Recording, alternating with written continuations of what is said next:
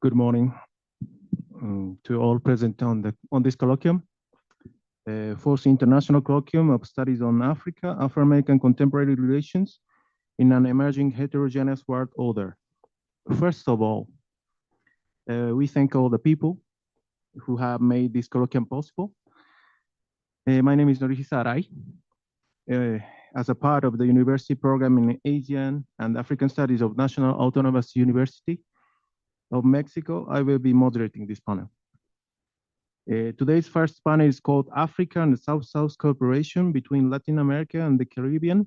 And we have two speakers, Verónica Gómez and Agustina Marchetti. First, Verónica will speak for 20 minutes. And then Agustina will speak for 20 minutes also. Afterwards, we will have an open session for questions and comments. So without further explanation, we will proceed this presentation. First, I will lead Veronica's brief biographical sketch. Verónica Gómez holds a master's degree and a bachelor's degree in international relations from the Faculty of Political and Social Sciences of the National Autonomous University of Mexico, UNAM.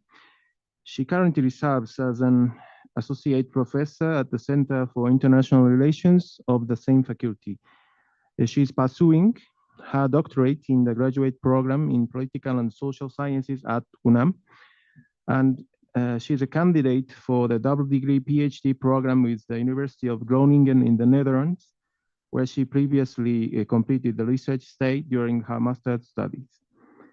Her professional experience includes collaboration with the Sustainable Energy Program of the German Development Corporation and the Energy Program of El Colegio de Mexico, Colmex, as a research assistant. She has worked as an independent consultant for national organizations in Mexico and international organizations, including the World Bank and the Environmental Defense Fund. Her research focuses on energy security, environment, international cooperation, geopolitics, and regional studies with a particular emphasis on the European Union. She has presented at numerous national and international conferences and has published articles in academic journals and books. So please proceed.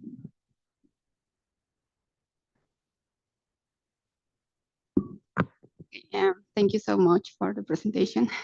And thank you too for this invitation. Okay, in order to start my presentation, can you hear me well? Okay, thank you. I would like to start by explaining what we mean by energy policies and where this idea came from, because I think this is important to understand the context, to analyze what are the implications for countries in the South, like Mexico and Egypt. Next, I can change, it's here. Okay, thank you. Okay, like an international framework of green energy policies. In some point of history, no long time ago, as you can see, political decision makers realized that natural resources are not infinite. Consequently, they started to develop international conferences to seek a global agenda for change. In terms of the demand by the World Commission of Environment and Development in the United Nations, where the concept of sustainable development was born in 1987, in a publication called Our Common Future. So, however, 15 years before, in 1972, took place the first United Nations Conference on the Human Environment for the Stockholm Conference, as we know it. This was the first moment when experts warned about the excessive use of certain natural resources, like including hydrocarbons. I mean oil, natural gas, and coal, and their impact on the environment. The second great international reference is the Earth Summit, or the United Nations Conference on Environment and Development, that took place in Rio de Janeiro, Brazil in 1992.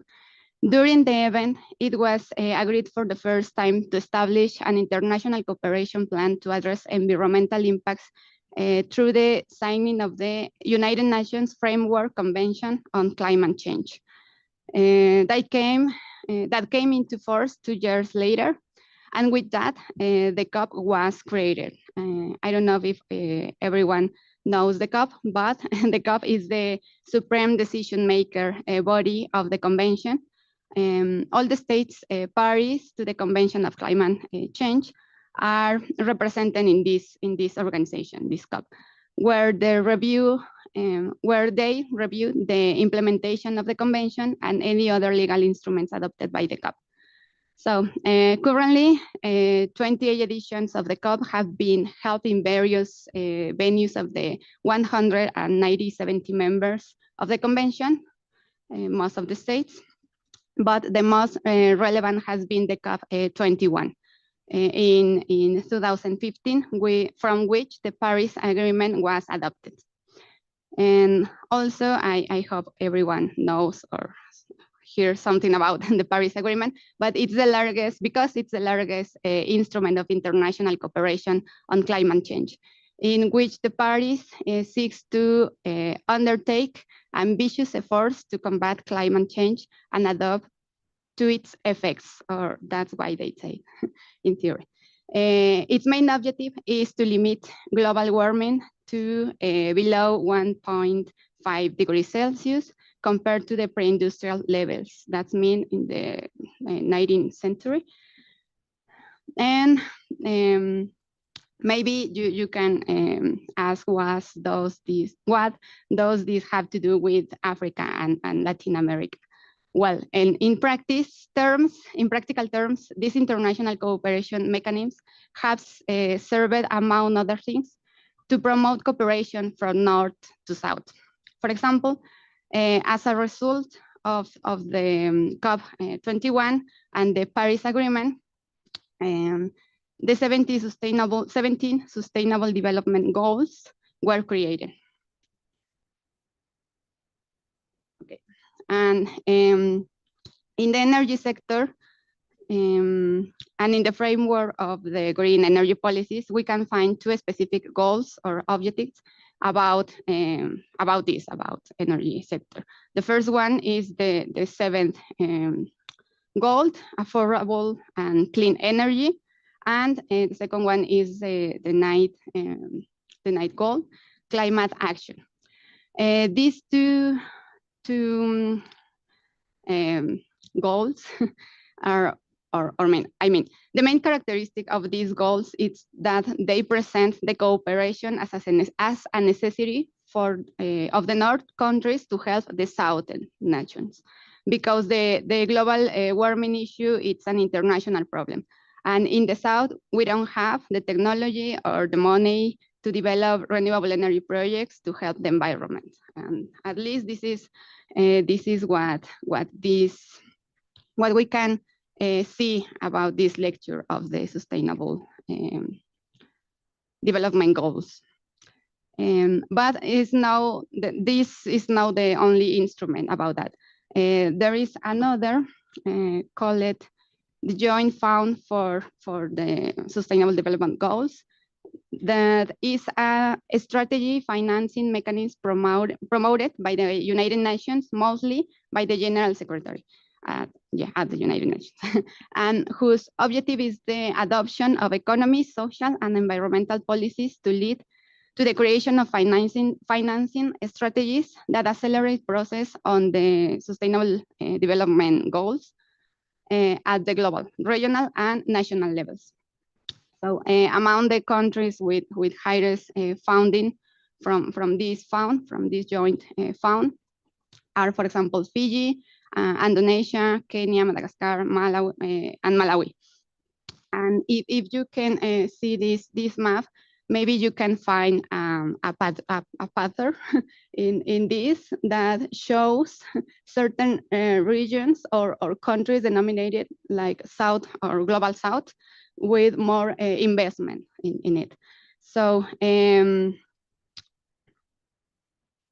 I try to explain with this that, or with that, that there is a common issue between all of these cooperation mechanisms and investments from the international level. But before to start with the South-South cooperation between Africa and Latin America and these two specific countries, Mexico and Egypt, sorry. I would like to remark the importance of the energy resources, because the energy sector is the support of capitalist development. Most industries and sectors depend on it. The consumption of energy worldwide has increased radically since the Industrial Revolution, and more recently since the Second World War. Fossil fuels are the primary means of subsistence for capitalist industries and essentially for most or our activities. I always said in conference that without energy resources, we couldn't be here in this room with internet, with electricity, doing this. So this is kind of important, I mean, this sector. But I also would like to do a difference between energy resources, because there are one thing that is the primary energy consumption or primary energy sources, and there is another that I will show you. But this primary energy consumption statistics, distinction about the primary energy, sorry, because the primary energy is basically what I was saying before. I mean, the support of the capitalists. All the industries need some energy source like coal or oil to develop their industries. For example, the plastics or the cement to build buildings is have their basis on the fossil fuels. That's why fossil fuels have a strong participation on this first graphic to the left. And as well as in Africa, you can see in the right side of the slide, Africa statistics are very similar with the world statistics. And in Central and South America, because the Energy Institute, the source of this information, consider Mexico as part of the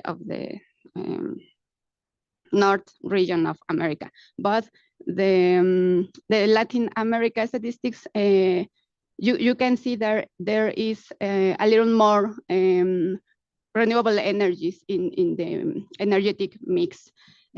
However, this is the other distinction I would like to do, because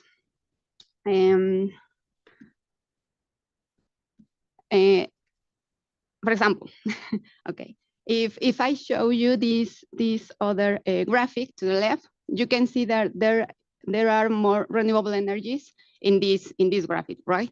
But what is this is about? This graphic is from the International Energy Agency, and this is only electricity energy. And the graphic before I show you, it's primary energy. Primary energy, like I said before, it's basically all the resources, all the hydrocarbon resources we need to develop any industry.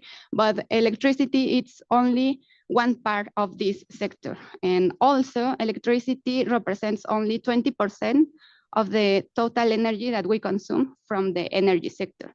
The other 80% is basically fossil fuels. So I like very much this phrase here: obtaining energy requires energy. I hear that phrase from another conference, and I love it because it's true. We need energy to create renewable energies. And there is a consumption behind, sorry, these green energies that we see, and that the Paris Agreement and other international instruments try to present like the unique solution for global warming. So and what happened then in the other regions of the world? This other graphic you can see shows very huge gap between some regions around the world.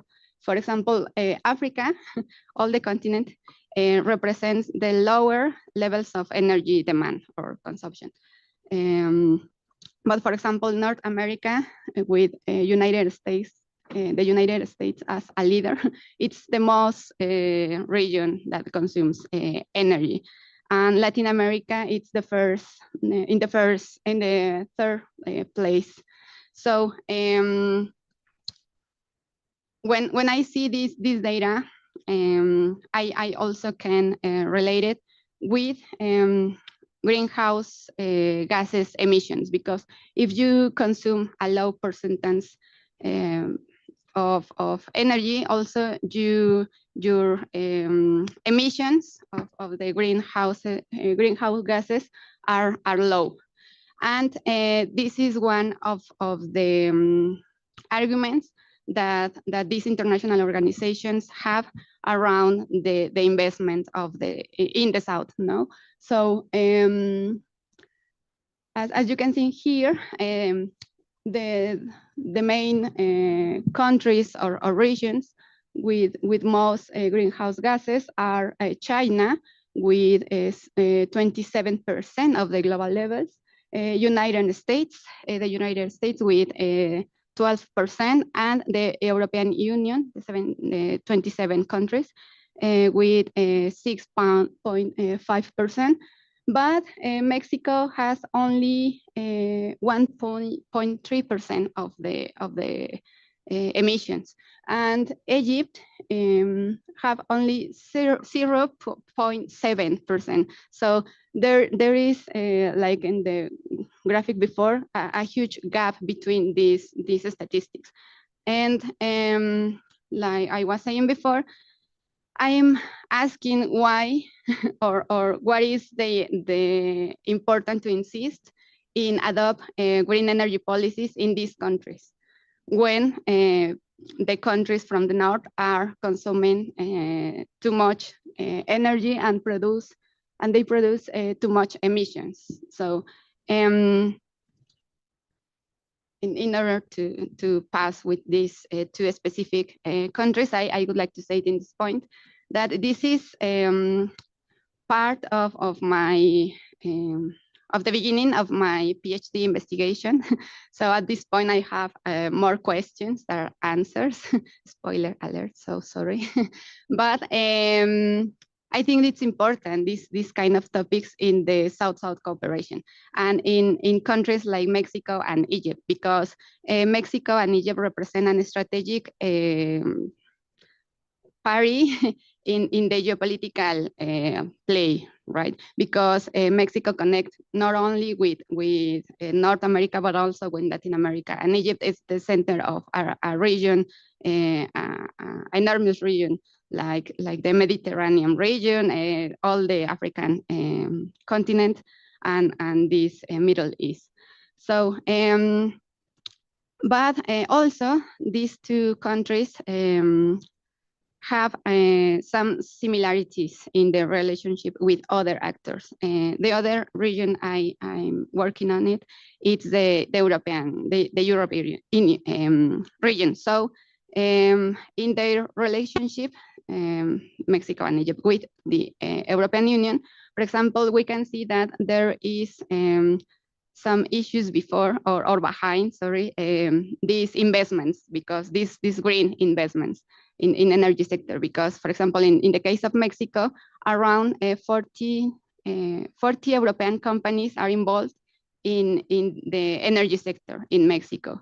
And the investment in this sector is almost 50 billions of dollars. So And in the Egypt case, the total of the investment in the energy sector, it's around $40 billion.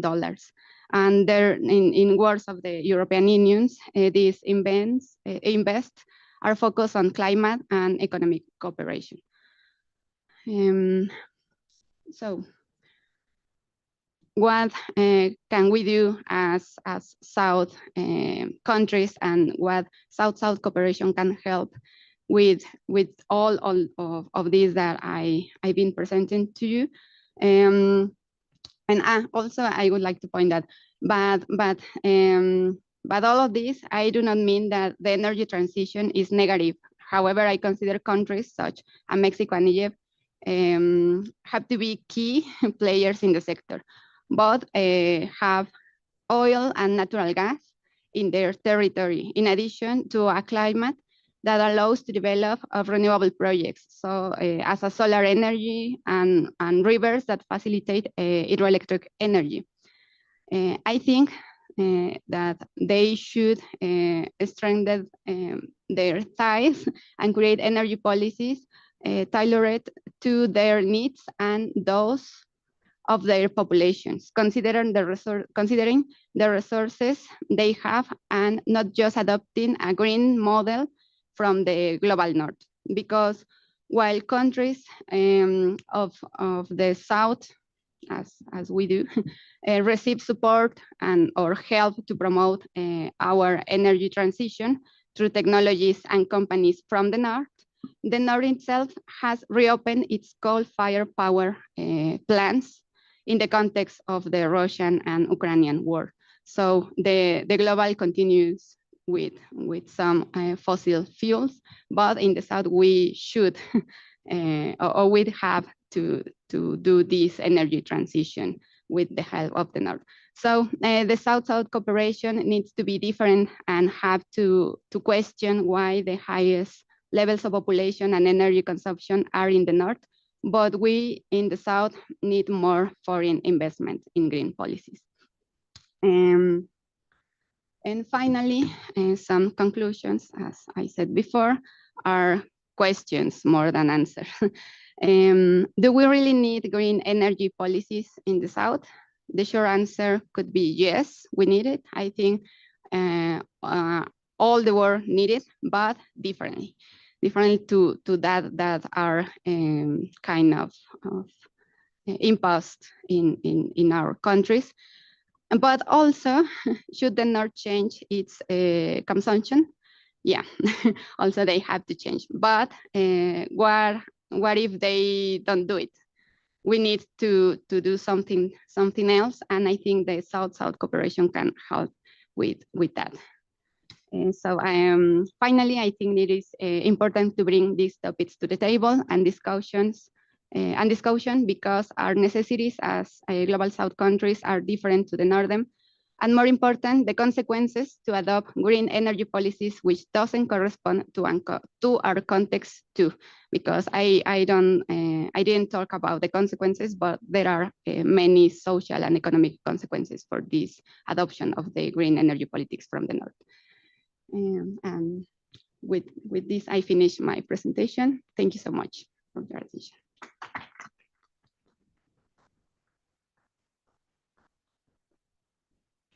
Thank you so much, Verónica.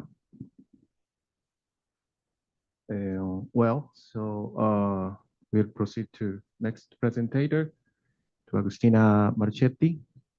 I will read her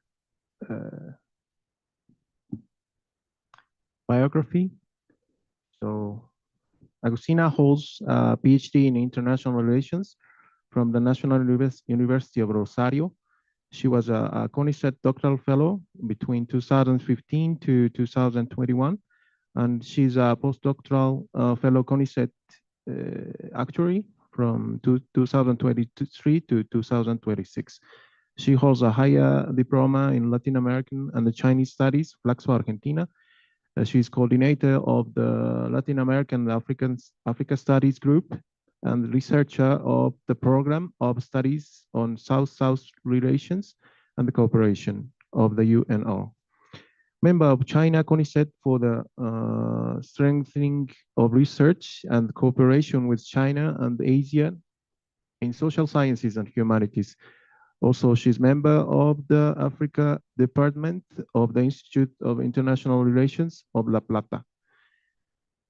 She's member of the Center for the Study of International Relations of Rosario.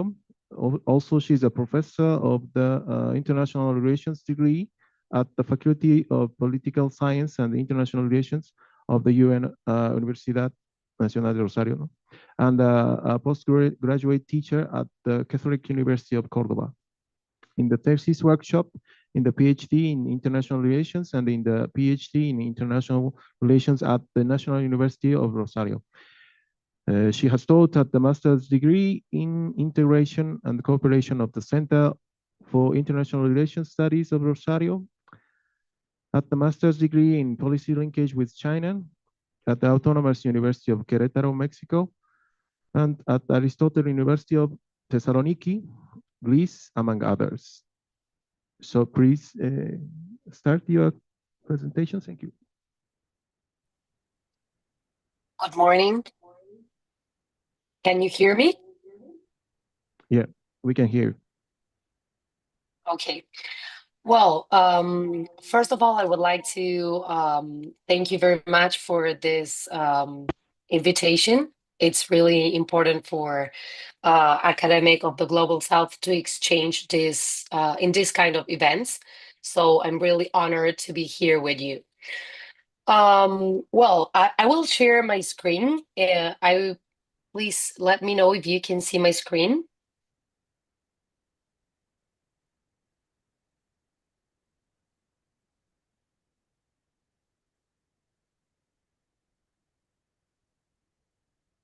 Can you see my presentation?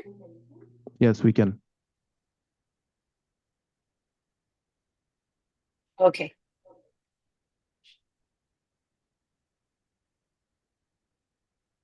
Well, the title of my presentation is South Cooperation between Latin America and Africa, a snapshot.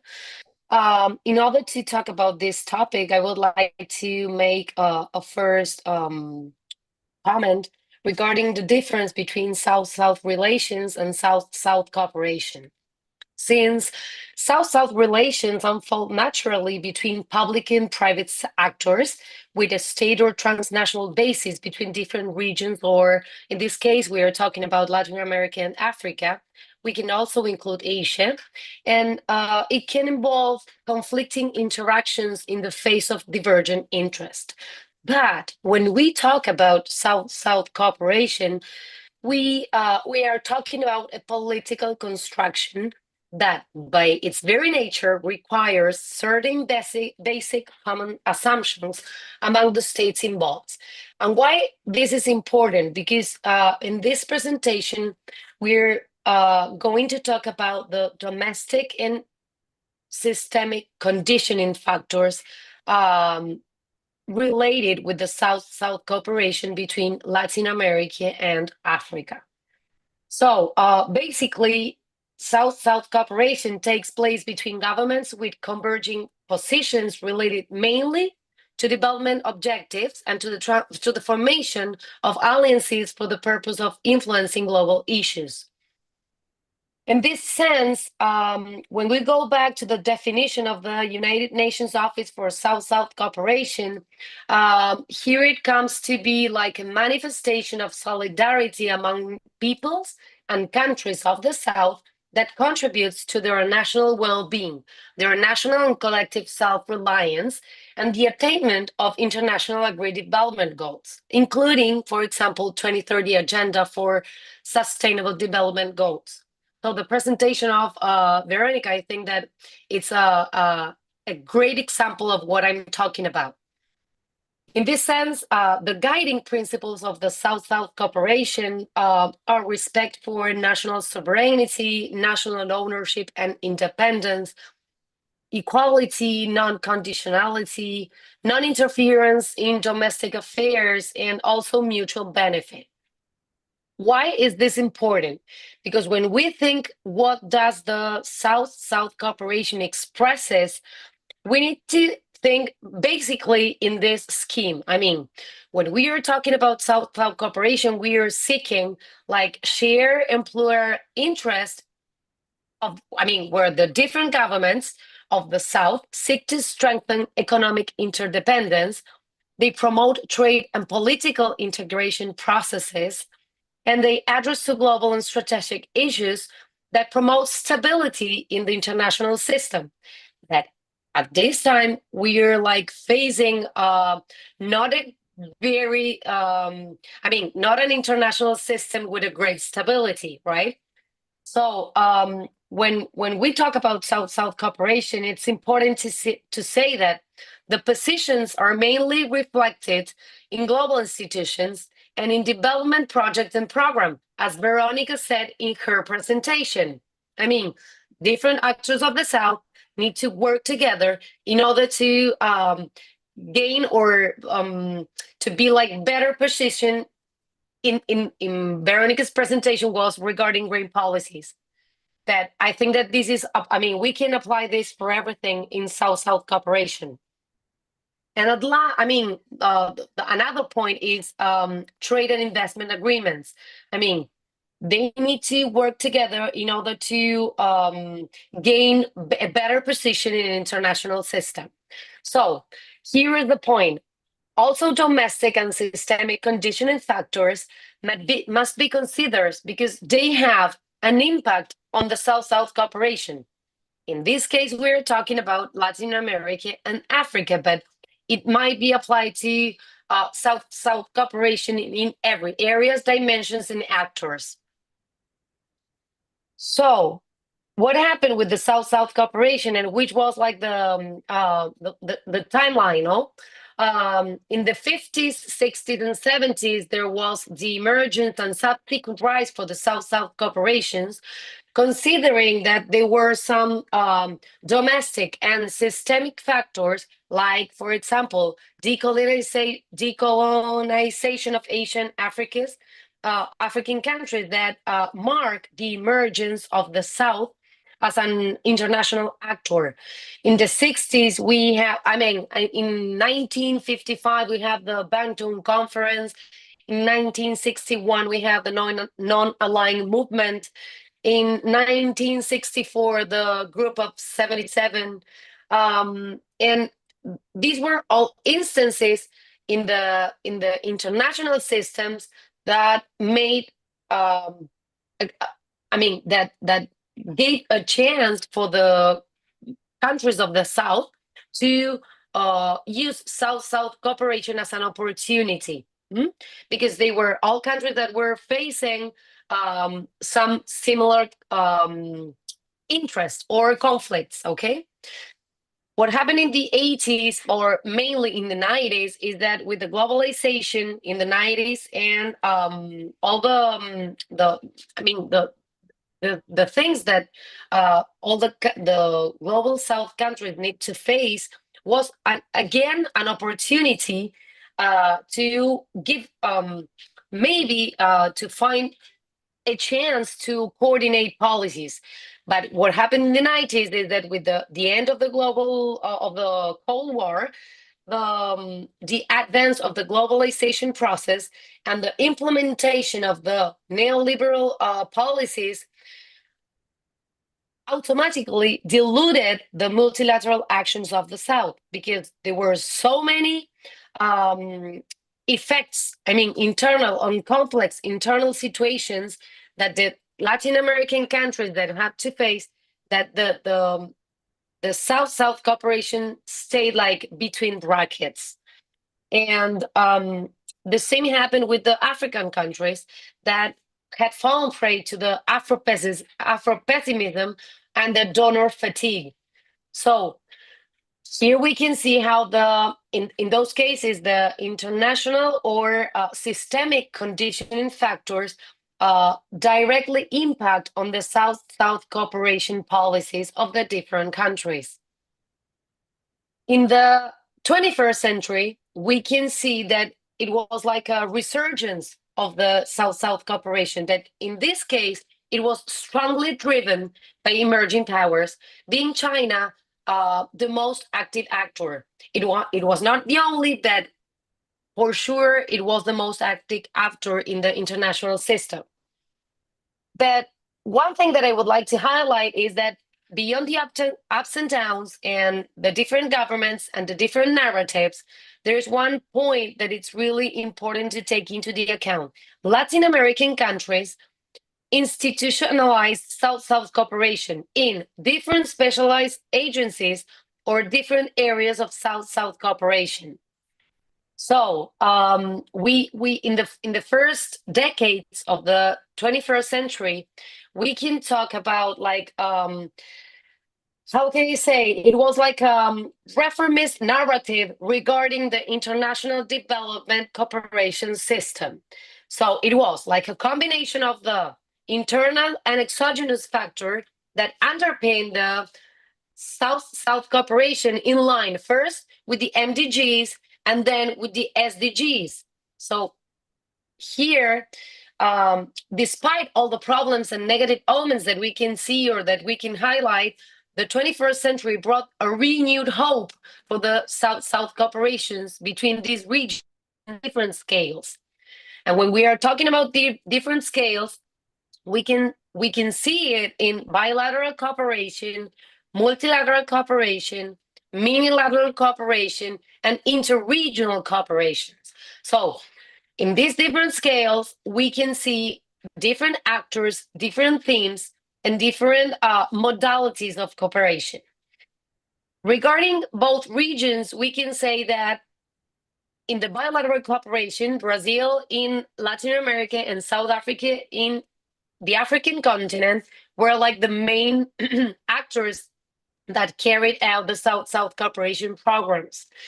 And the minilateral cooperation with the IPSA Dialogue Forum, or the different countries that participate in the G20 financial group, were like another instance where different countries from Latin America and Africa could be part of the South-South cooperation. Interregionally, we can distinguish three instances. It is the ASPA summit, that is the Association of Cooperations of South-South cooperation with Arab countries, the Africa-South American summit, that it's like the one that we call ASA summit, and the Zone of Peace and Cooperation of the South Atlantic, where Latin American countries and African countries participated in different I put there, as you can, I don't know if you can see it, but we have like most of them were between 2005 and, well, except for the last of Zone of Peace and Cooperation of the South Atlantic, they were between the first and the second decade of the 21st century. Okay, so what I'm trying to say with this is that if we consider the international or systemic conditioning factors, we can say that they were like different factors. In 2008, we have the international financial crisis. Between 2005 and 2014, the rise of the commodity prices. Then we have in 2014 the drop on the commodity prices. And there are so many international or systemic conditioning factors that impact directly in the ups and downs of the South-South cooperation. What happened in the Argentinian case? We have like very clear when we have regarding domestic factors, domestic conditioning factors, we have like, we need to distinguish when we have left governments and when we have far-right governments. For example, between 2003 and 2015, the South-South cooperation had a high profile in line with the government's postulates and a strategic tool for deepening bilateral relations, regional integration, and partnerships in solidarity with other development countries. So the South-South cooperation in all these years functioned like a tool in order to consolidate a more balanced, equitable, and multilateral world order. But then we had another government, that it was Mauricio Macri's government between 2015. And although if the profile was lowered here because he was a neoliberal government, in Argentina, it was carried out the Pava Plus 40, that the Pava Plus 40 was an instance that it was held in Argentina because of the anniversary of the Plan of Action of Buenos Aires to promote and implement technical cooperation among developing countries. So it sounds like paradoxical because if the Mauricio Macri's government has like lowered the profile of the South-South cooperation, he held this Pava Plus 40 conference. So what it seems is that even if it was sustained from the narrative, it didn't have its correlate in the budget that the government in that occasion designated for the South-South cooperation. It was like the South-South cooperation sounded like an instrumental tool in order to position Argentina in the international system. And then we have the Alberto Fernandez between 2019 and 2023, that again we had a left government, that there were some systemic conditioning factors, like, for example, the COVID crisis in 2020 and the Russian-Ukraine war, that again impact directly on the South-South cooperation policies that the government implemented. In this government, for the foreign minister moment, that it was Santiago Cafiero, created the Argentine Agency for International Cooperation and Humanitarian Assistance, White Helmets, as a decentralized agency of the Ministry of Foreign Affairs, International Trade and Worship. That as soon as the next government came, that it is the most disruptive president that Argentina had in the last many decades. That is, of course, from the far right, extreme right. The South-South cooperation was dismantled and the agency was eliminated in line with the model of pragmatic acquiescence carried out by this government. So in Argentina, we have one curious information. It is that since 1992, we have the Fondo Argentino de Cooperación Sur-Sur y Triangular, that we refer to this institution like FOAR, that was created as an articulator of the horizontal technical cooperation actions dependent from the foreign minister, and it became the centerpiece of Argentinian cooperation. And this forum, the FOAR, is still in operation. So it is still working, even if Javier Milei's president eliminated the agency for South-South cooperation. And although during the 21st century, all the actions of the FOAR extended both in numbers of projects and in destinations. Of course, that Latin America was the first, the first origin, but then African countries also were part of the different programs that we had in the prospection of the Argentinian South cooperation. And between the different areas, the agro-industry is the most prominent area of cooperation. So in order to conclude, I would like to remark some things that we should think the South-South cooperation domestic. Intermestic, taking the Manning's concept of profoundly and inseparably both international and domestic. That's why it's intermestic. So it is a combination of domestic and systemic factors that encourage or delay South-South cooperation between both regions. That as it says, in troubled waters, fishermen profit. This means that there are opportunities for cooperation, but always they will be conditioned by the international system context and domestic conditions. Governments and the hierarchy that these different governments, depending of their ideology of if they're from the right or from the left, they give to the South-South cooperation. So in globally terms, we need to highlight that China has a protagonic role in the South-South cooperation with both regions. If we take into the account that with Latin America, they created the China Select Forum, and Africa, they have the FOCAC, that is the Forum on Cooperation with China and African countries. So as an emerging power, I think that he became like the leader of the South-South cooperation with both regions. But in Latin America, Brazil was undoubtedly the most active country in South-South cooperation in general and with African countries.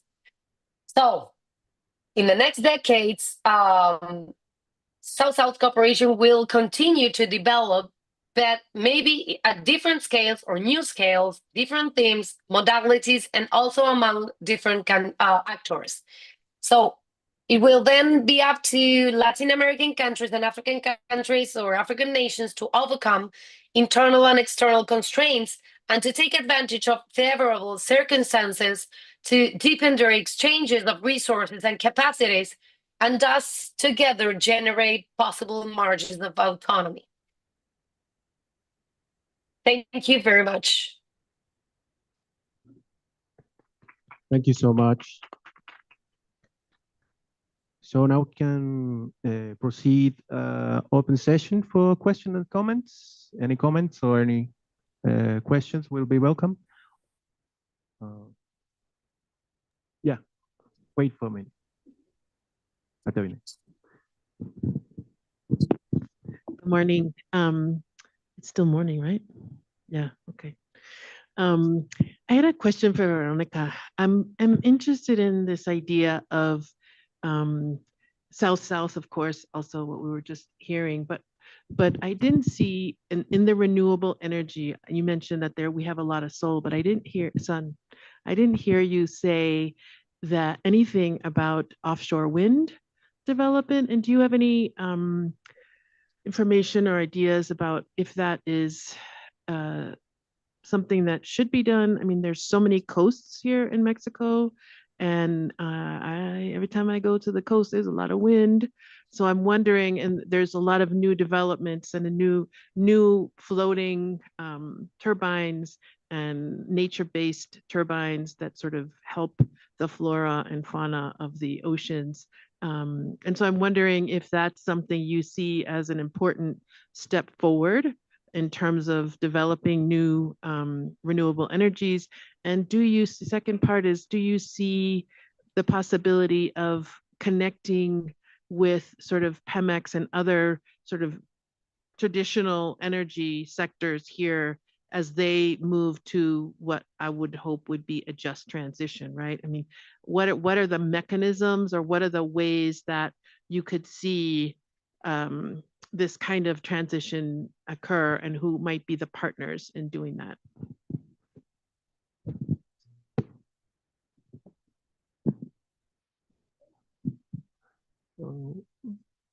There's any in online? Okay, so please answer. thank you so much for the questions. I think they are a very good questions because yes, I think it's necessary to do the things different than the way we are doing right now. So and the first question about the offshore wind. Yeah, I know about that. I mean, as I know, this is kind of new in Mexico because yeah, we have a lot of potential. Most of all in the southeast of the country, in the Yucatan Peninsula, I think, and in the international framework, this kind of energy particularly is one of the best because they don't this energy don't have too much impact in the population. For example, the I forgot the term, but the other wind energy in the land, it's around too many problematics in Mexico, for example, in the in Oaxaca, no, in all the istmos, Tehuantepec. But outshore wind energy is one of the best that we could do. However, I will continue to insist that we need also development or technology development like a Mexican technology, because we have a lot of potential. We have a very exceptional engineers and that could help to not depend from the outside investment. So yes, I will love to see all of these technologies development by Mexican people here in the Mexican territory, because the impact it's very low. Sorry.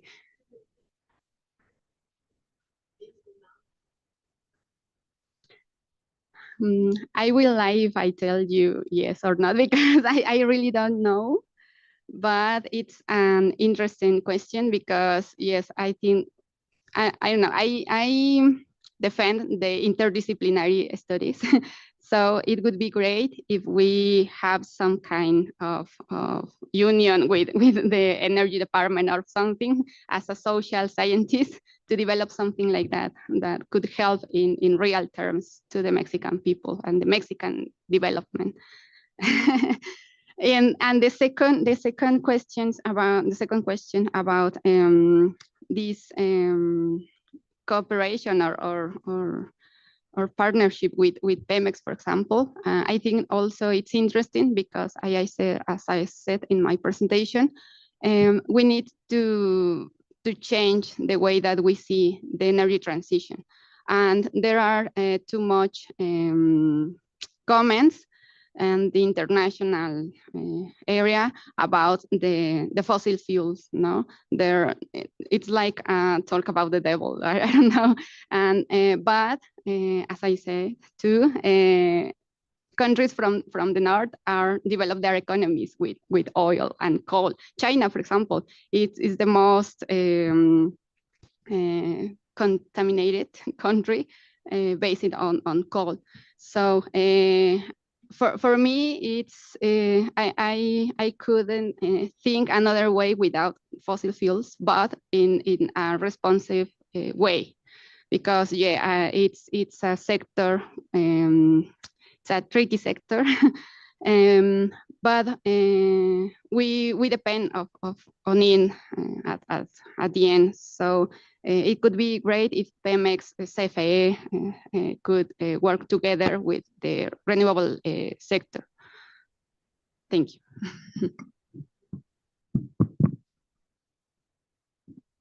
Any question? I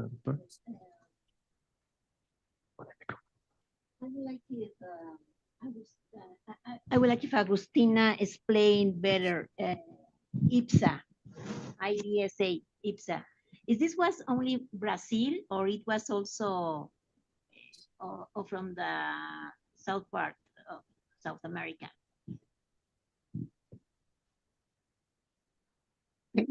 Actually, when we talk about the IPSA Dialogue Forum, we are talking about India, Brazil, and South Africa. That it was a dialogue forum that it was installed in 2003, and then they have different summit or dialogue forums.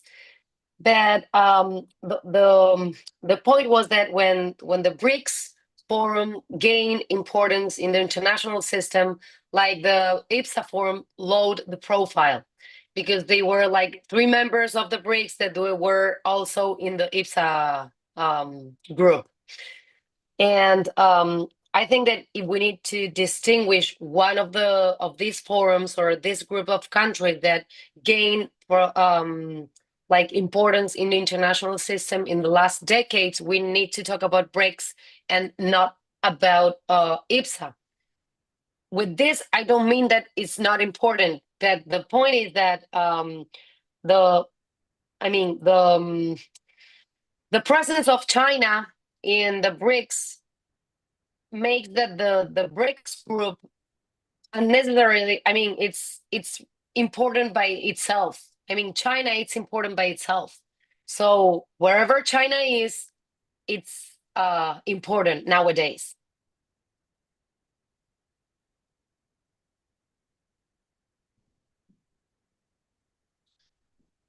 Another question? Thank you. Yes, first of all, thank you both for your presentations. They were very interesting and very insightful. I would like to make more like a little reflection and then maybe a little question to Agustina. We were talking since yesterday about these relations between Latin America and Africa, and how the North, you said it a lot of times during your presentation, interferes a lot with these South-South relations and even with these South-South cooperation initiatives and institutions. So we know also that Latin American region and the African region especially present a huge gap in the energy sector. And how can we envision another kind of South-South cooperation model? Because I think the main problem of this model of South-South cooperation that evolved from the G77 and all that is that it remains very highly state-centric. And I think that the South-South cooperation could be strengthened if we can move beyond this framework of state-centric hegemonic view of these relations.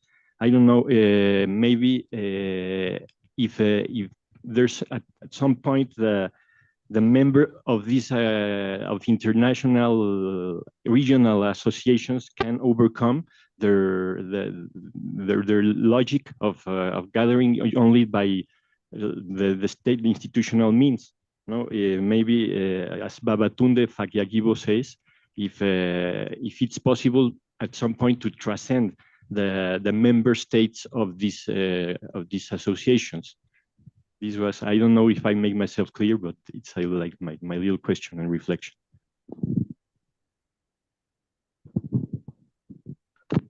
May I now? Yeah, please. Well, actually, I agree with you 100% that South-South cooperation, it's like interfered by the North, of course, because that's why when in my concluding thoughts, I presented this idea that maybe it will be another kind of South-South cooperation with the new modalities, new members, new actors, and new scales. I think that it is like shifting a little bit, not to the North, but to China, because when you analyze the South-South cooperation as China itself, they think that they're part of the South. Even that we can debate that in other, in another moment, but they talk about themselves as South-South cooperation, okay? And what they do, they have in their official discourses, and they talk about South-South cooperation. So when you look back in the in the 21st century with Africa and with Latin America, the main actor of South-South cooperation, it is China. And you can see that with the establishment of the FOCAC Forum in the 2000 year. And you can see that also, can I share my screen one more minute?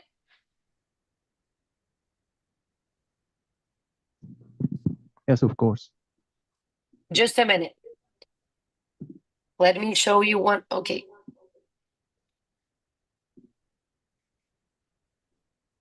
Let's do this.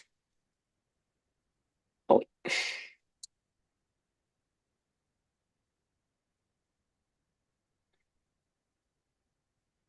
Can you see my screen?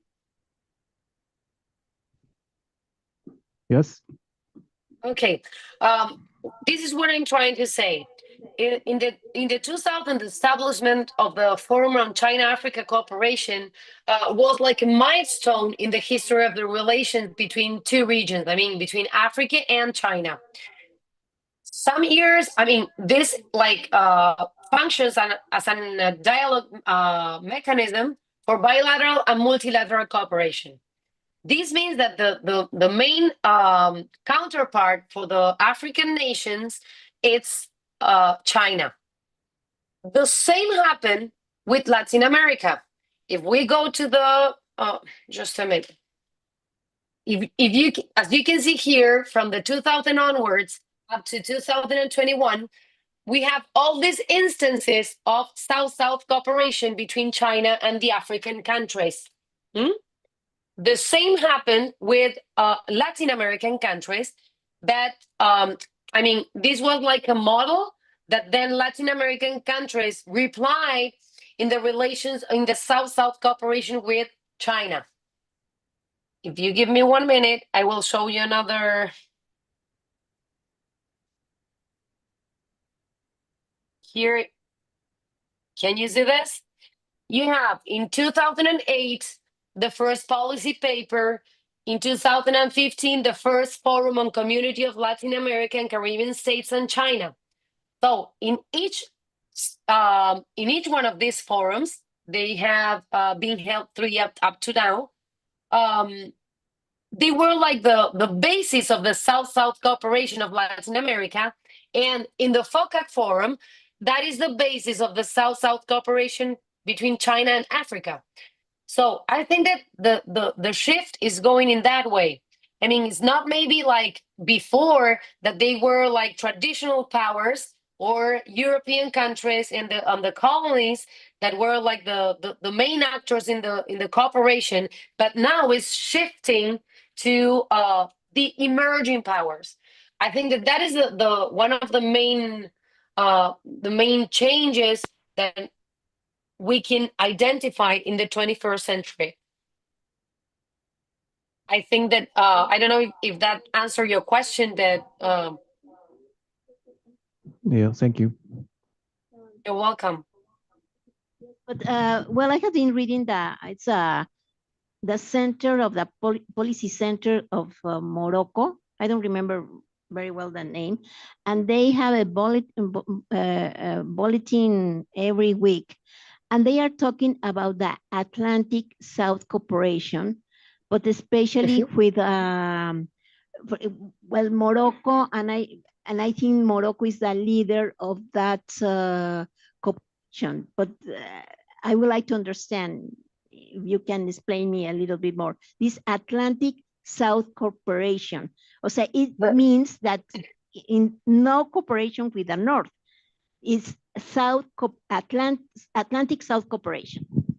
Well, the SOPACAS is an instance of cooperation between the coast, I mean, Latin American coast and African coast. That is because you were reading about Morocco, because they're like the different how do you say summits that you can that they were held. It was, I mean, that is an instance of cooperation that was born in 1986, if I don't made a mistake.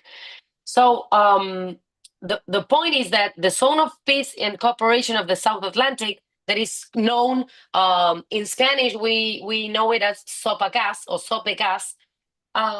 In the 21st century, it was like in 2007, 2013, and 2023. I mean, there were 10 years that there were no meetings, no summits of that zone of peace and cooperation of the South Atlantic.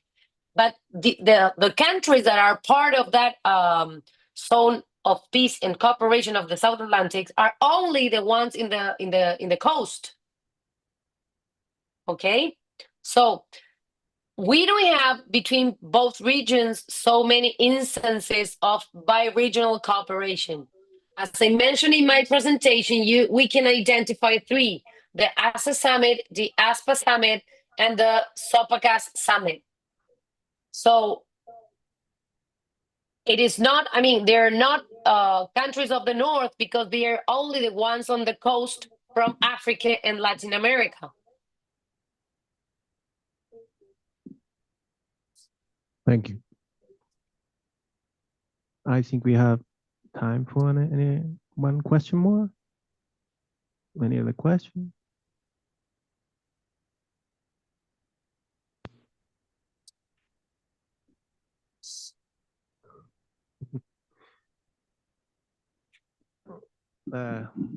Maybe taking the advantage of the mic, I'd like to ask maybe for the boards, but nowadays we have more maybe for Veronica, but nowadays we see the countries like US and Argentina who deny the climate change, who actually they are converting to deniers to climate change. So I think we have a new scheme of the international geopolitical relationships, and in that means I wanted to ask if any country in Africa may agree with this kind of thought and start to act like cooperating to these countries like US or Argentina. I was wondering if there are any country like that, or if there are any movements like that in Africa.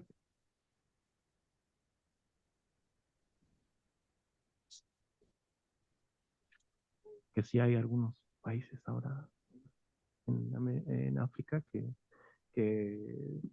siguen a la corriente de negacionista de Donald Trump o de Argentina. It's kind of the same question, but I think it's kind of an alarm, this kind of discourse, because in the end it's like a discourse, a political discourse around of deny the climate change. And yeah, they're mostly they are the right parties who deny this, no? And it's a political agenda behind this, which support this. Yeah, this is denying. But in Africa, I didn't hear about some specific country aligned to these ideas because of China. Also, it's an important actor in Africa. China have a lot of its investment in renewable energies with most of the continent.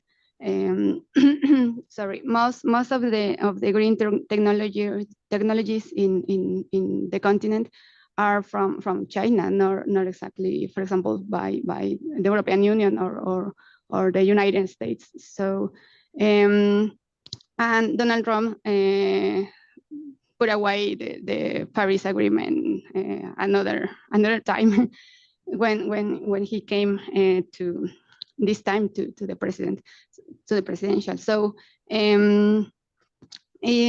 maybe it's kind of homework for me to investigate, to do some more research about this thing, because it will be interesting to see some African country aligned to these ideas. However, at this point, I couldn't say to use something specific, but I hope no. Honestly, I hope every country and organization could be aligned to the green. I mean, in a good way, no that the critical way that I've been explaining in my presentation. Yeah, thank you. Thank you. Agustina, if you have, yeah. Yes, I agree with Veronica in this point, because when you think about African countries, I mean, which is the position between African countries and China, and African countries and the States? So actually, the United States, it's not a very important partner today for the African countries, but yes, it is China. And the Belt and Road Initiative and the Green Belt and Road Initiative and the shift to the green policies of China in the African countries, I think that make African countries to be in line with Chinese discourse, since they are the ones that are investing in different projects and programs that they need in the different African countries. And on the infrastructure dimension, it has been in line with what Veronica said before. It has been a shift to what they are called the new infrastructures. That new infrastructures are the one associated with, I mean, not the traditional ones, not the connectivity infrastructures or productivity infrastructures, but the new infrastructures are the ones that has to do with energy and with all the policies that Veronica mentioned before.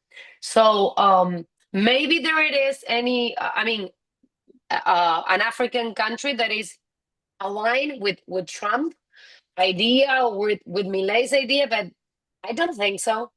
I mean, Milei is absolutely disruptive in his discourse and also in his actions. And it is not an isolated action that he eliminated the Agency for South-South Cooperation, and that Trump in February this year closed the USAID agency and ended all the programs. And USAID was the main cooperation agency in African countries. So I don't think. Thank you so much. You're welcome. So, so I think we have we conclude the table. Well, I'd like to resume that, as Veronica mentions, I think that there are two conclusions that you had, that if the Global South should apply green energy programs, or if maybe Global North should compromise more, no, to stop mass consumption and apply more green energy programs. But we see that scheme is much more complicated. If we think about China, that you mentioned repeatedly, that because we should think, that consider the position of the countries like China or India, if we consider them still as Global South or not. This is wholly another question that we should talk like maybe 1 hour more or 2 hours. But so the question is that all these are still South-South cooperation, or what we should call them. But I see the challenge that we have is that we definitely need new actors that transcend the old scheme of state-state relationship, as you mentioned. And with this word, we want to conclude this table. Thank you so much for the participation of 2 speakers and all the participants. Thank you so much. Thank you very much for everything.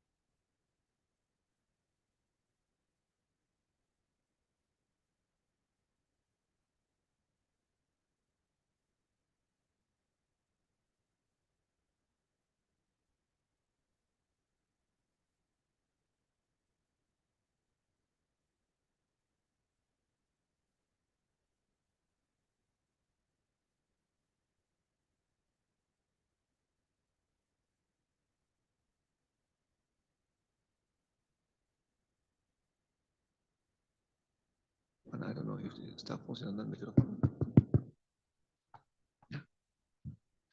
Okay, so let's continue with our third and last panel, Afro-American Contemporary Arts. And we have today Adriana Franco, Onyeka Nuelu, and David Hondeyan, but he's not here at the moment. He should be connecting online, but we are going to start, and let's see if he connects.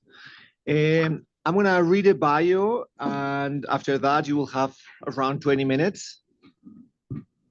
Okay, gracias.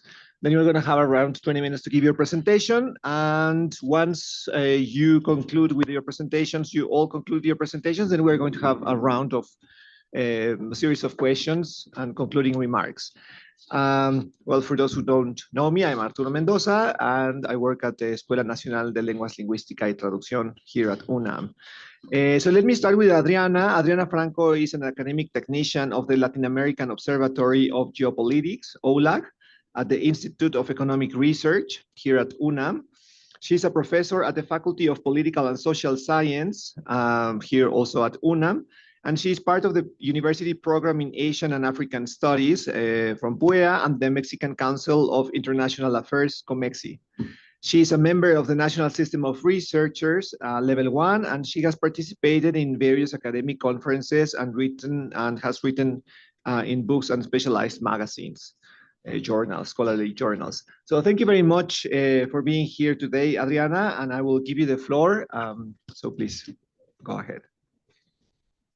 Thank you very much. I want to start saying thanks to the organizers of this colloquium, and also thanks to all the people who are here listening us. And also thanks to the people who are watching the transmission. And well, for me, it's an honor to be here in this space and sharing this space with these colleagues. I'm a bit nervous, but well, I'm also really happy to be here and share some of the ideas with you and with all the colleagues. Well, I'm going to read the things I prepared for today in order to comply with the time. So I'm going to start reading. Thank you very much. Can I change? ¿Yo le puedo cambiar?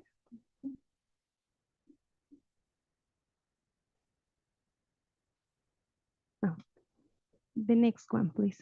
When imagining a world within science fiction, I usually think of flying cars, enormous skyscrapers, outer space, humanoid aliens, and robots or artificial intelligence. But in these representations, many things are missing. Where are the trees, animal, mountains, and rivers? Why are robots and aliens almost always humanoid? Why is there rarely any connection to spiritualities? Why do these futures seldom focus on the so-called global south? In the capitalist system, spaces like Africa and the Caribbean have been subordinated to the interest of a few. Do racialized people have a future in this system? The subordination of the global south has been justified by extremely violent narratives, where bodies that do not align with the figure of the modern subject are represented as something anomalous. These people have also been deprived of their knowledge, as argued by Moreno and Amador. Moreover, science, technology, and the design of futures have often been portrayed as opposed to racialized people. However, in this presentation, I want to challenge that notion through the analysis of two stories written by Caribbean authors. But before delving into these stories, I will explain 2 points. Thank you. First, the Caribbean is a place of encounter between Latin America and Africa. Both regions share deep historical and cultural ties, largely because of the transatlantic slave trade. These links have fostered resistance movements shaped by racial domination, as exemplified by the Pan-Africanist and Negritude movements.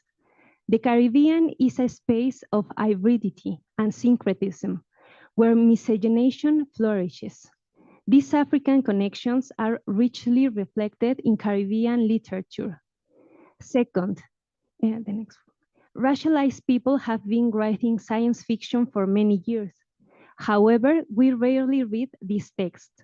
In 1994, Mark Derry, a white American man, coined the term Afrofuturism to describe science fiction addressing African Americans. But even before him, Caribbean writers were already debating whether their work belonged to the universal literature or how it should be named. These authors resisted creating a deterministic race-based category. The connection among their texts was not merely based on the color of their skin, but also on their political, cultural, and historical realities. In the early 21st century, a new current emerged, Afrofuturism 2.0. However, this movement remained anchored to American logics, which render other literary movements invisible. In 2020, Nigerian writer Nnedi Okorafor coined the term African futurism to, in her own words, regain control of how she was being defined. For Okorafor, African futurism is a subcategory of science fiction centered on African cosmologies. Much of what is written in the Caribbean can be connected with both categories. However, it also has its own particularities, marronage, cultural interactions, and the reclamation of identities by the people inhabiting this space of encounter. To explore these specificities and the critiques they offer of capitalism's current phase, I will analyze two stories, A Habit of Waste by Nalo Hopkinson and El Precio de la Inmortalidad by Eric Jorge Mota. Both stories depict dystopian futures that sharply critique capitalist mode of consumption. Nalo Hopkinson is a fiction writer and artist. Born in Jamaica, she lived in Guyana, Trinidad and Tobago, the United States, but has spent much of her life in Toronto, Canada. Her extensive body of work blends the unreal and the futuristic with the spiritual traditions like Yoruba and Voodoo. A Habit of Waste appears in her 2001 collection Skinfolk, published by Open Road. The story explores internalized racism and proposes an alternative to the accumulation-driven, wage-based economy. The narrative voice is first person, making the story more intimate. Cynthia, a Black woman living in Canada, hated her body so much that she underwent a procedure to change her appearance. Early in the story, as she rides home from work on a streetcar, a woman boards wearing the body she used to have. Even though she recognizes her old body in this woman, Cynthia despises the way the woman confidently embraces and loves her appearance. Hopkinson uses hyperbole to illustrate this internalized disdain when Cynthia declares she, and I quote, hated the back to African nostalgia ship, end of the quote. This reveals a profound internalized racism. Hopkinson suggests that even in the future, bodies will continue to be classified according to their shape and color. Frantz Fanon argued that racialized people exist in the zone of non-being. For Cynthia, the procedure was an attempt to enter the zone of being.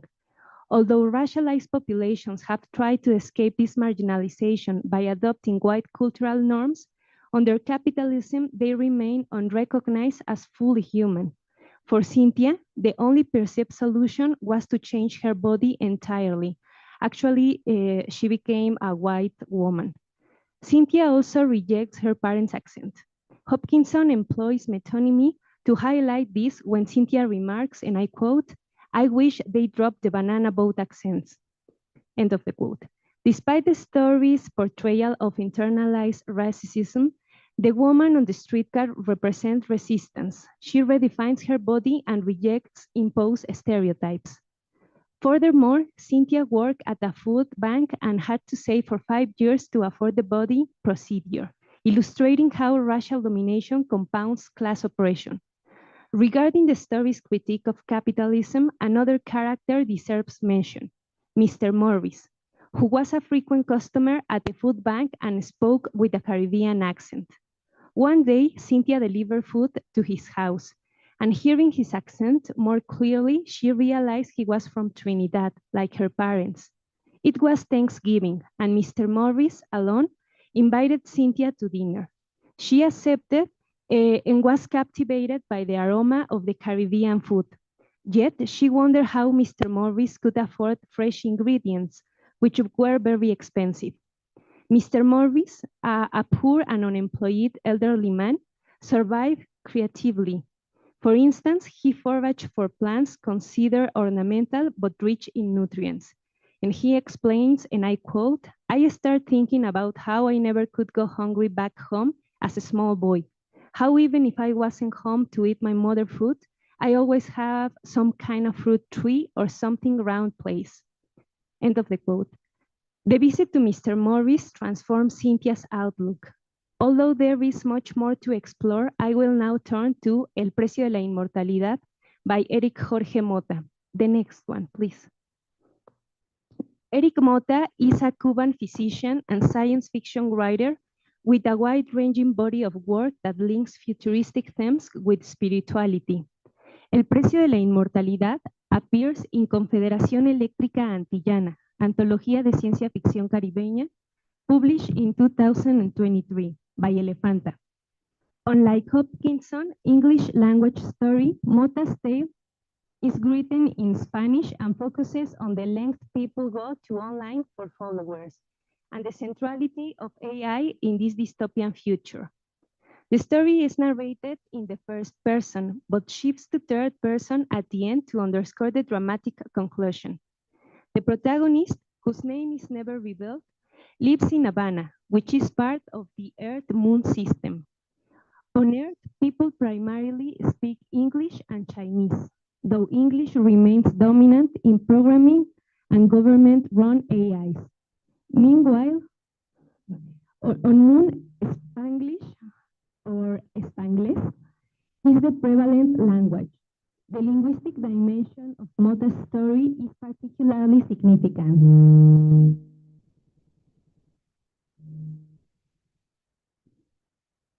The widespread use of Spanglish on the Moon serves as a metonymy for cultural hybridity and displacement. It reflects the author's commentary depicting the erasure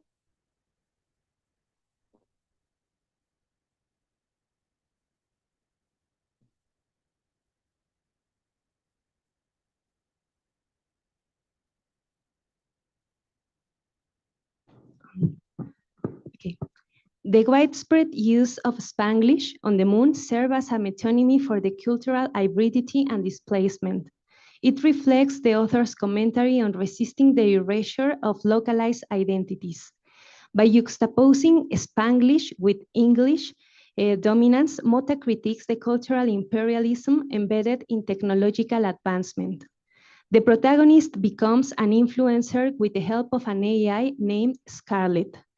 Feminist critiques of technology have questioned why servile AI voices are typically feminine, seeing this as an extension of colonial patriarchal system. Intriguingly, Scarlett not only assists the protagonist, but also makes decisions for him, controlling his actions and life. The author uses irony here to portray the complex human-AI relationship. Through the protagonist's journey, Mota illustrates how life in this dystopia is dominated by technology and social media. Influence determines success, an idea not far from our reality. In the story, as in life, influencers hold power, leading politicians to swap, and I quote, position of power for the opinion of influencers about climate change, fossil fuels, or colonization of the moon. End of the quote.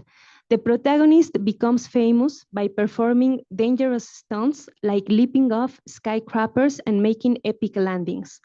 After achieving influencer status, he became an idol and then an idoru. Idoru is a Japanese word meaning idol. However, it is a bit different because an idoru was like a kami, an orisha, a semi, like an ancestor, or a god. In this part, Eric shows the religious syncretism of his country, which cannot be understood without the interactions of the spiritualities of different cultures.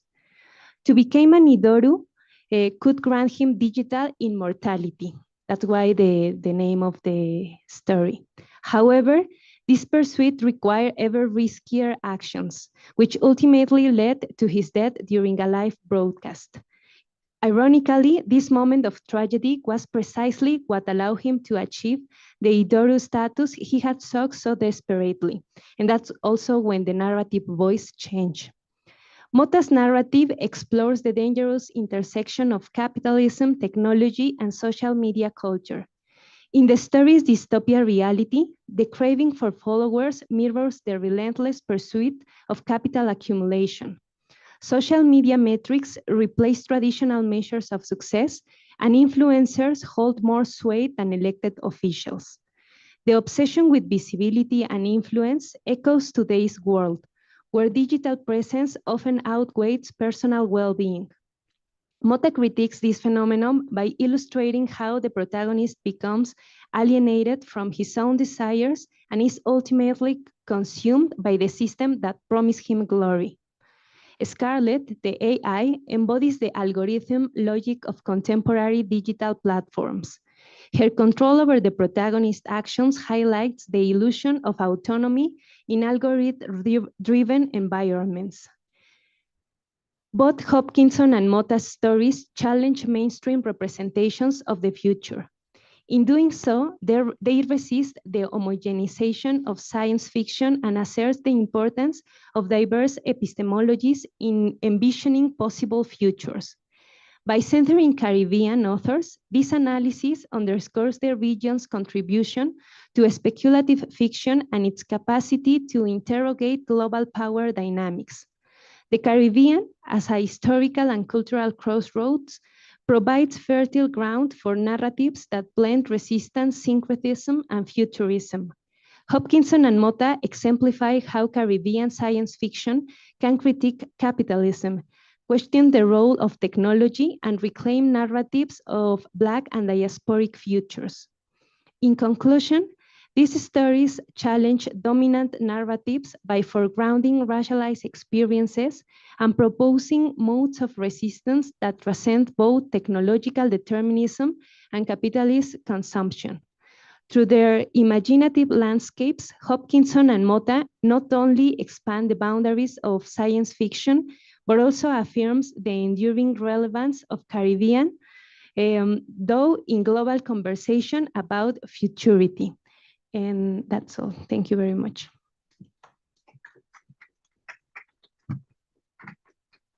Thank you very much, Adriana. Sorry, I just forgot to say that the topic that you were going to present is Can Diasporas Dream of Utopian Futures, Caribbean Science Fiction, Resistance, and African Links, as you saw.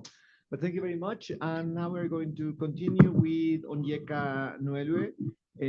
He's going to talk about bridges and barricades on the line to understanding the Afro-Mexican cultures. I'm going to quickly read his bio before I give him the floor.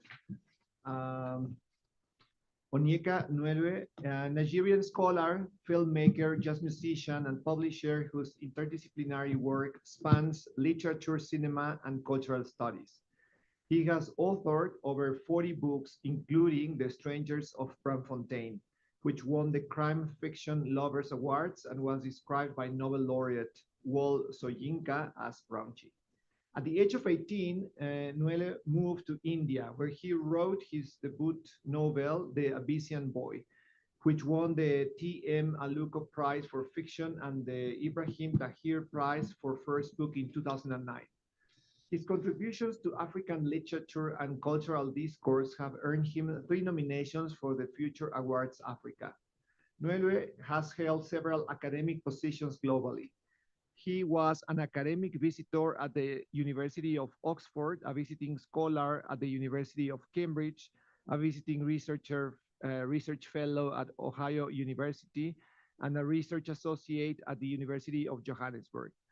His research interests encompass diasporic narratives, transnational organized crime in literature, and the intersections of African and global cultures. His latest work, The Nigerian Mafia, Mumbai, the first in a 10-book series set across 10 countries, has been longlisted for the 2023 Chinua Achebe Prize and winner for the 2023 Anna Prose Prize. The novel is currently being adapted for film by Indian filmmaker Ramesh Raparti. Enuele has served as the director of the Africa Center Mexico, where he continues to explore and promote African cultural narratives within global context. So thank you very much, Onyeka, and I give you the floor now. Hello? Okay. I actually prepared a very long stuff to deliver, but I think I only have 15 minutes. So I'm going to rush it up quickly. First, I must profess my delight at being here at UNAM before some of Mexico's brightest minds, vaunting a long-ignored species, Afro-Americans. As he has introduced me, I wrote my first novel when I was 18 years old, and it was when I was living in India. So I have moved quite a lot because I consider myself as peripatetic and nomadic. I'm back in Mexico. I was here 9 years ago. So I'll go straight to addressing my topic.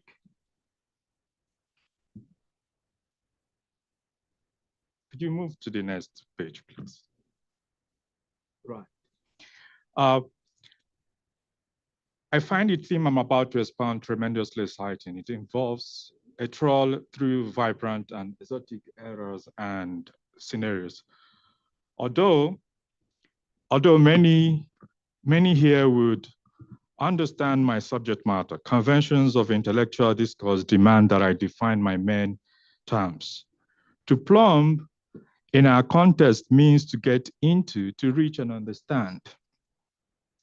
Afro-Mexican, of course, identifies Mexicans with ancestral roots in the African continent and in the enclave known as Mexico. The culture addressed here is as defined in part by the Cambridge Dictionary, the way of life, especially the general customs and beliefs of a particular group of people at a particular time. This definition of culture impels the conclusion that culture could be equated with anthropology. My presentation is focused on cultural practices indigenous to the African continent and the nation Mexico, and the fusion of those elements in Mexico. Please. The next one, please. No, go. All right, go. Okay, so the year in 1519 is epochal. It was the year before the death of Montezuma II, the last monarch of the Aztec Empire. The Aztec Empire held sway over the Valley of Mexico. Its capital was situated in what today is Mexico City. It was in that year, 1519, that the Spanish first shipped Africans from the African continent to Mexico to work in the agricultural and mining spheres. 90 years after Africans were first shipped to Mexico as slaves, a monumental milestone occurred in the African Odyssey in Mexico. Yanga, a heroic Afro-Mexican,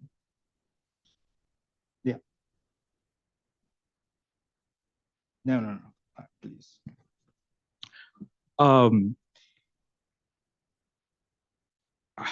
Sorry. Yanga, a heroic African Mexican, repulsed the Spanish attack on the colony he led. Yanga, also known as Nyanga, was said to have been an indigene of the territory that is now Guinea-Bissau in West Africa, kidnapped and sold as a slave in Mexico. Yanga was the leader of a famous rebellion, a colony of slaves in a mountainous territory of Mexico.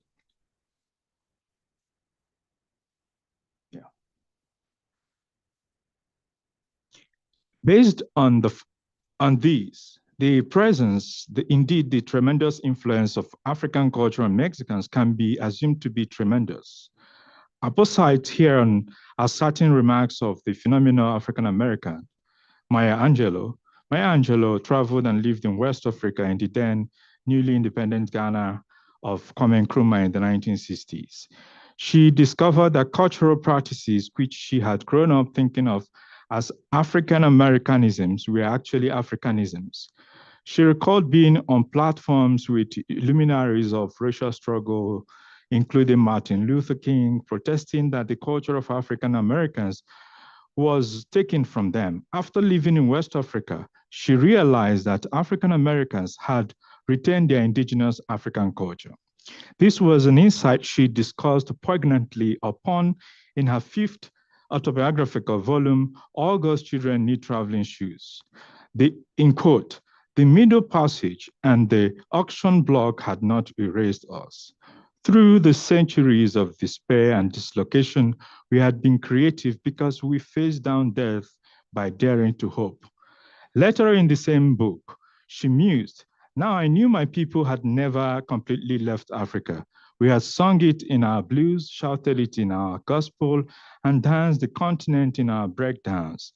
As we carried it to Philadelphia, Boston, and Birmingham, we had changed its color, modified its rhythms, yet it was Africa which rode in the bulges of our high calves, shook in our protruding behinds, and crackled in our wide open laughter." The above allusions to the thriving of African culture in the United States are also applicable to Mexico. In Uprising African Cultures in Part, I shall focus on the sublime, the art described as the most spiritual of the arts. That art is music, this concomitant of dance. I consider La Danza de los Diablos in Guerrero. Those arresting moments have a distinctly African influence. After drumming, African drumming patterns are reflected in the percussive beats of Son Jarocho in Veracruz.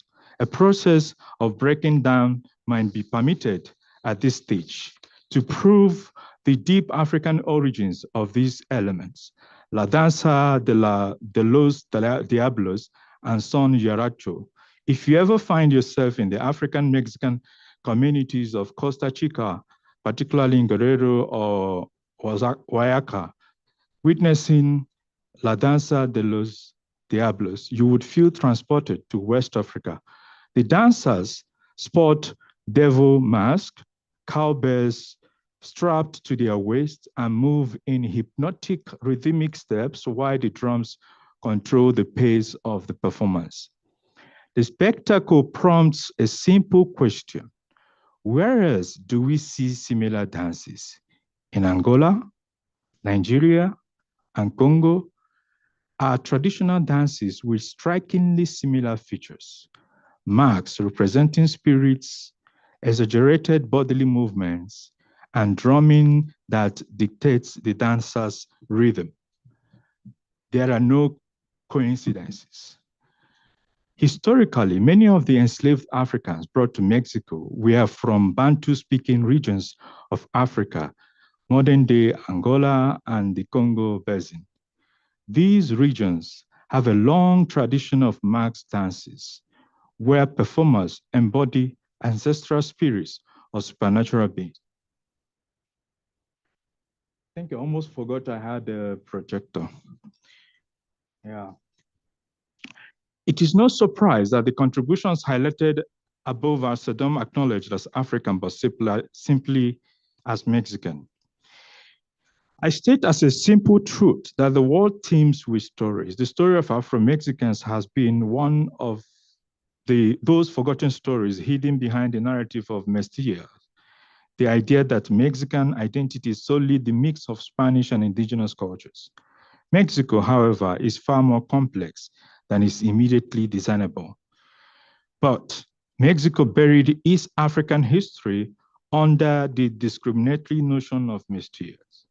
It was not until the 2020 census that Afro-Mexicans were officially acknowledged as a distinct group. It is indeed startling that this recognition occurred only in 2020. That means that Afro-Mexicans had to wait until the year in which the world was binge watching Tiger King to finally be counted. However, to be counted does not equate to being seen. Recognition is gladdening, but what comes next? Afro-Mexicans still face economic hardship, political underrepresentation, and cultural invisibility. If these assertions seem untrue, an average Mexican in the streets should be asked to name an Afro-Mexican historical figure. The truth is, Afro-Mexicans have contributed immensely to this country's culture. The barricades that kept them in the shadows were not erected overnight and could not be demolished overnight or instantaneously. However, our determined efforts could start to break them down. History truly does not repeat itself. The lamentable history of African Mexicans, their erasure and struggle for recognition has been echoed in other parts of the world. The terminologies may have differed, but the patterns have been the same. Arrival, contribution, erasure, and the slow, painful fight to reclaim identity. Let's see Argentina and India. While researching my novel, The Fifth Night at Digi Palace, I found myself drawn into another forgotten African story in India. The Sidis, descendants of Africans brought to India over 600 years ago, have lived on the subcontinent for centuries. They have fought in armies, ruled in parts of Gujarat, and blended into the cultural fabric of the country. However, they have, like Afro-Mexicans, been marginalized, their presence acknowledged only when convenient, probably during Olympics or any other kind of engagement. Their history either ignored or rewritten. Writing The Fifth Night at Digi Palace was my mode of illuminating their story, just as we are doing today for Afro-Mexicans. I wish to convey to the paradox of their existence, a community that has been in India for over 6 centuries, but still struggled with the questions of belonging. Their music, their traditions, and even their language have survived, but their visibility in Indian society remains limited. Okay. How long do I have now? Say around 8 to 10 minutes. Okay. The foregoing prompts a question. What does it mean to truly belong? If you have lived in a country for 500 years, if your ancestors built its roads, fought in its wars, contributed to its art and culture, how long must you wait to be accepted as part of the nation? How long must it be for history books to stop treating you as an afterthought? Afro-Mexicans, like the Sidis, are proof that identity is not just about bloodlines or legal recognition. It is about the right to be seen, the right to claim one's place in a nation's story. The past has taught us that when people are denied their place in history, they do not disappear. They fight their way back into the narrative. Certain questions must be addressed. What can we learn from the Sidis, from the Afro-Mexicans, from all communities that have been sidelined? To plumb Afro-Mexican cultures is not just about recognizing a group of people. It is about acknowledging a history that has been buried, a legacy that has been overlooked, and a culture that continues to thrive despite systemic erasure. The Afro-Mexican experience is woven into the fabric of Mexico, from the beats of son Yaracho to the food, the language, and the traditions that many don't even realize have African roots. To truly understand Afro-Mexican cultures, we must walk the line between history and modern reality, between recognition and invisibility, between what has been declared and what has been deliberately left out. The disregarding is simply reflective of a global trend to denigrate the African, denying a history and contributions as once not so long ago in history, even the humanity of African people, their possession of a soul was ignored. As you can see, I've never used the term Black for Africans all throughout my talk, and not even in my projection. It's also because of the colorization of Africans. First, you keep them out of the textbooks, then you define them by color, and also define them by national identity in a way that excludes them. Finally, you allow stereotypes to replace real representation. For centuries, Afro-Mexicans were not counted in the national census. The government classified them as mestizo, blending them into the general population and erasing their distinct identity. As remarked above, it was not until the 2020 census that Afro-Mexicans were officially recognized as an ethnic group after 501 years of existence in this country. However, official recognition is only a first step. True understanding requires more than checking a box on a form. It requires confronting racism, dismantling stereotypes, and amplifying Afro-Mexican voices in politics, education, and media. Despite their deep roots in Mexico, Afro-Mexicans continue to face discrimination in a country where the ideal of beauty is still largely based on lighter skin and European features. Afro-Mexicans often experience racism in ways both subtle and overt. Many Afro-Mexicans report being stopped by police more frequently, questioned about their nationality, or assumed to be foreigners in their own country. Representation in media remains minimal. When was the last time you saw an Afro-Mexican protagonist in a telenovela? It is laudable that despite these challenges, Afro-Mexican communities continue to celebrate their heritage, preserve their traditions, and fight for recognition. In this fair, grateful acknowledgement is made of the pioneering scholarship of the Mexican anthropologist and writer Gonzalo Beltran.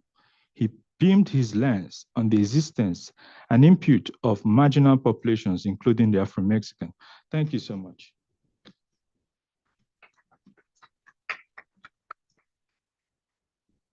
Thank you very much, Onyeka, for this very interesting presentation. Now let's open the floor for questions.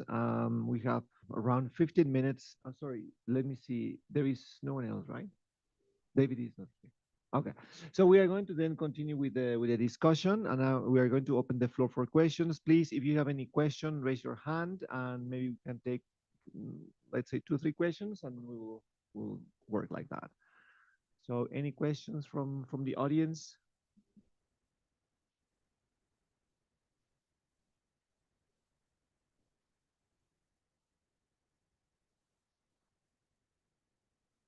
We seem to be a little bit shy now, but let me start, because for me this is very, very interesting. And I'm going to start with you, Adriana. I really think literature is a very powerful tool to show what we are living nowadays, to show these cultural realities, differences, and also to have an intercultural exchange of what is happening in our countries and what is happening in other countries. So I think from talking about these 2 writers, Hopkins and Mota, I think it's a good way of also showing how, in this case, for example, Afro-descendants or Afro-Americans are also represented in the literature, because it's very interesting. Onyeka was talking about the invisibility, but this is a very way of making these problems visible, and so that people can really understand what is happening in our countries, or in this, well, the first case of this woman in diaspora, where it's interesting that other cases have shown that when they travel or some Africans leave the continent for a better life, they also feel trapped in a world where supposedly the conditions should be better with discrimination and should make their lives easier. So what do you think about this idea of having literature as a way of not only portraying these characters, but also like understanding and getting to know the realities that sometimes we don't see because they are actually invisible? I think literature is also a way to show and to dialogue with other cultures, with other people, to understand their reality. But also, well, I am very interested in science fiction nowadays, because I think that in this system, in the capitalist system, they have stolen us the opportunity to imagine futures, to imagine other forms of interaction, other social reproduction. So I think that science fiction can let us imagine other futures. And reading science fiction from diaspora, from African people, but also from Caribbean, no? Like the examples that I show here, it's a way to open our eyes for other futures. It's a way also of recognizing the creativity of these people and the possibility to dialogue, to interact in different ways.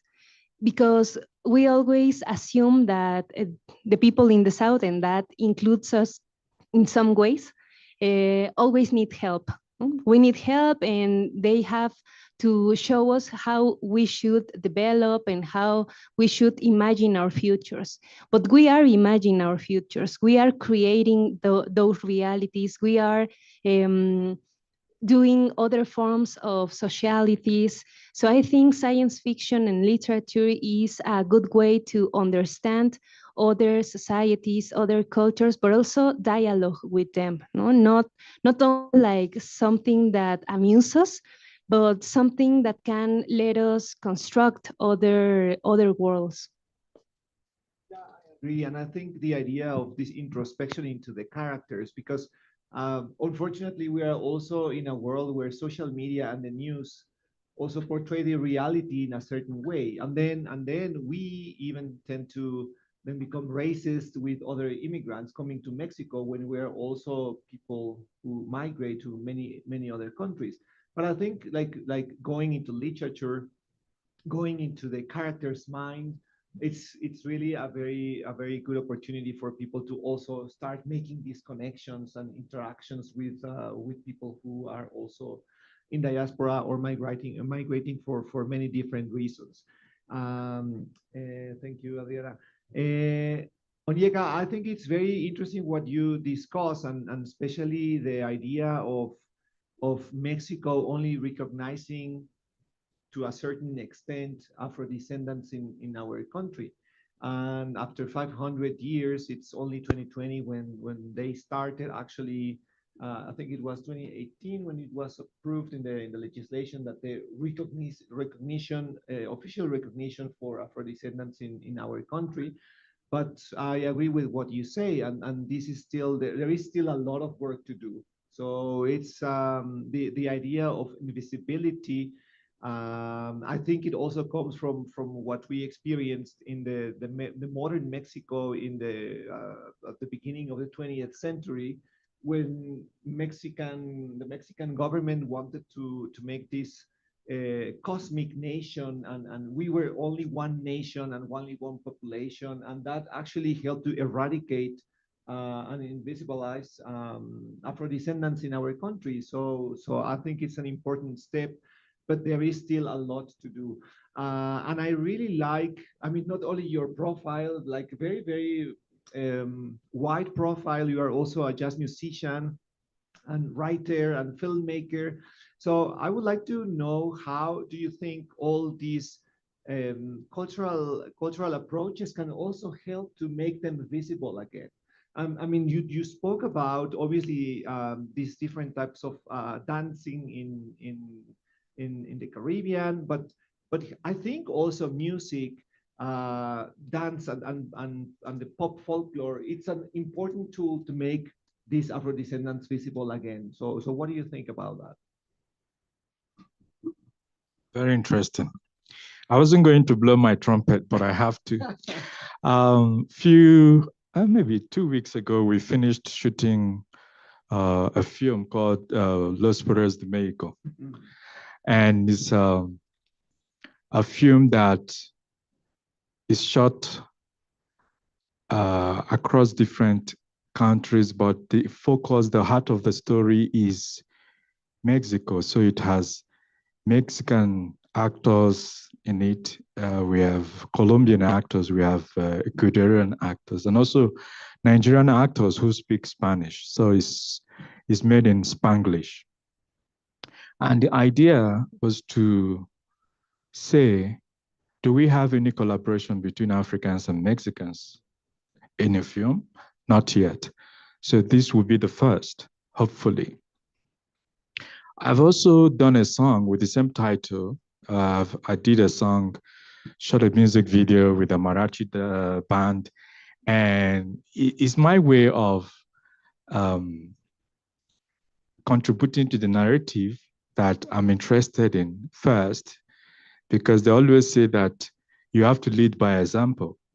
So I want to start, and then if people find it interesting, then they might want to do more.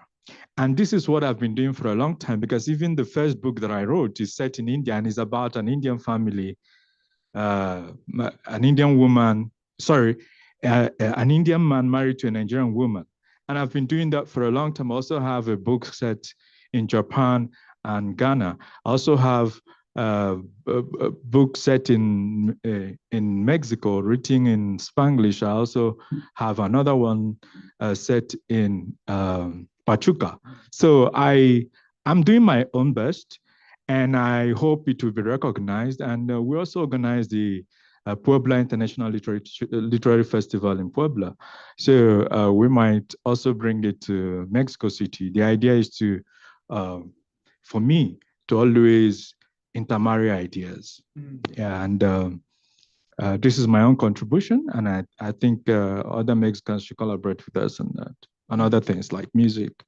The idea of jazz music, which is very Afrocentric, and also you can find a lot of similarities between bachata and the rest of them with African music. A lot of Mexican styles of music have similarities with what we play in Nigeria, and we have different names for them.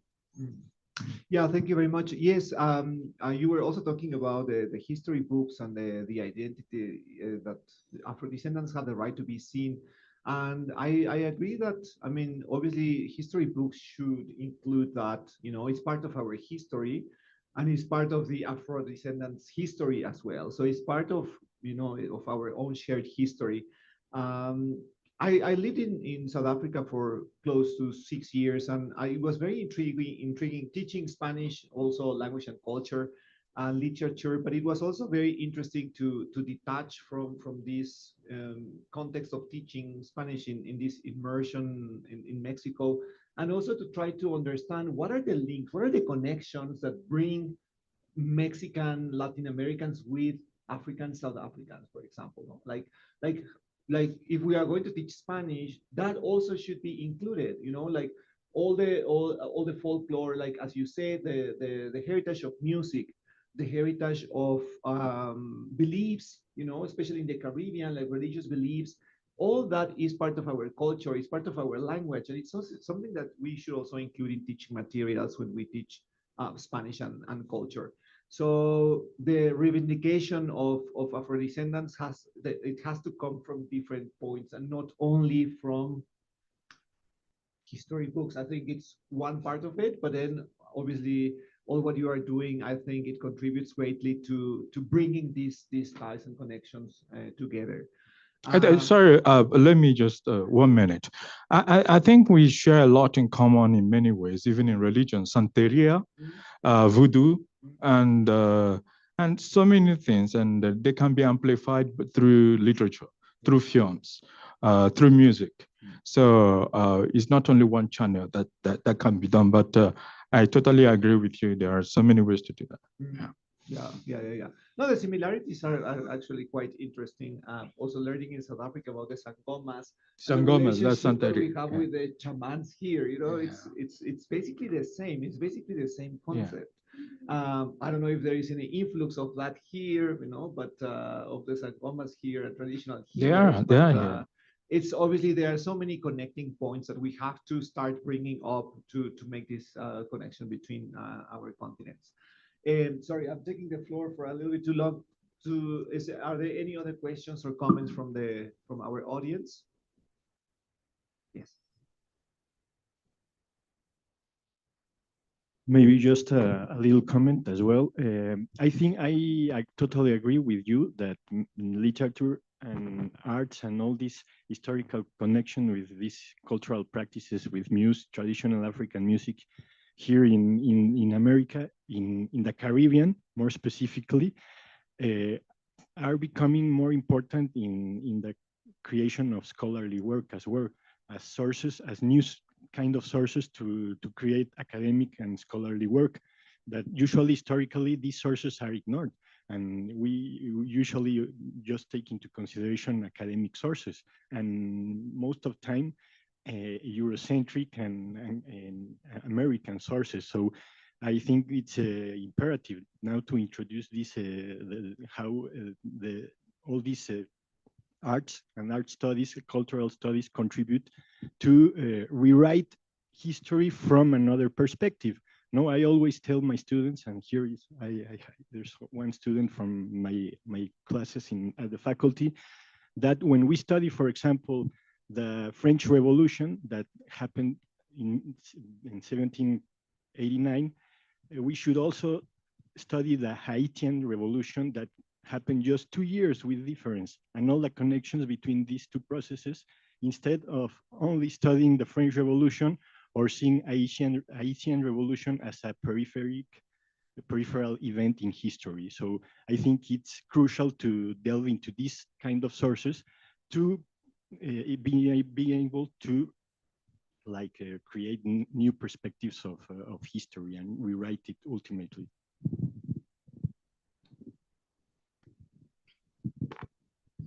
Yes. Do you have any final concluding remarks, or are we good at the moment?